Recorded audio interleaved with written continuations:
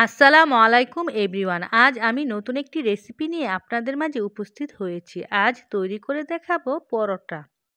চলুন দেখে নেওয়া যাক পরোটা তৈরির প্রস্তুত প্রণালী।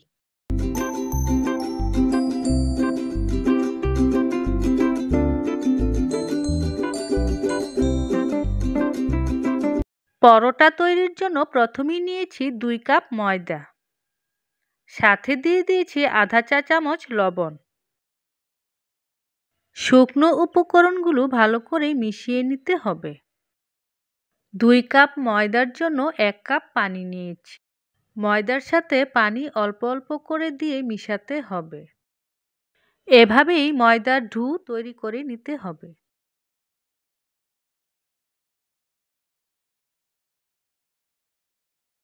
এ পর্যায়ে ঢাকনা দিয়ে ঢেকে 10 মিনিটের জন্য রেস্টে রেখে দিলাম।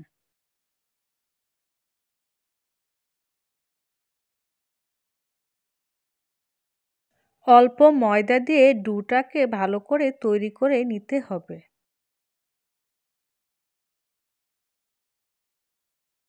এ পর্যায়ে ছুরির সাহায্যে ছোট ছোট টুকরো করে নিয়েছি।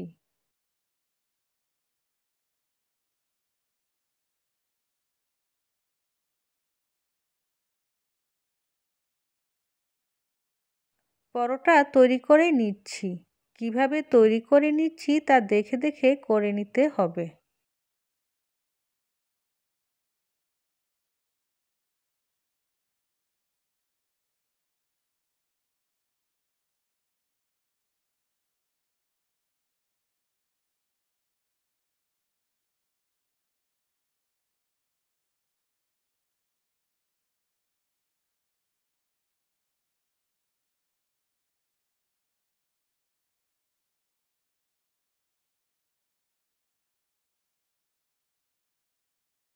এভাবেই সবগুলো পরোটা তৈরি করে নিতে হবে।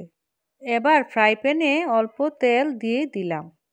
তেল হালকা গরম হলে বেলে রাখা পরোটা দিয়ে দিতে হবে। পরোটার এপাশ ওপাশ দুই পাশই ভালো করে ভেজে নিতে হবে।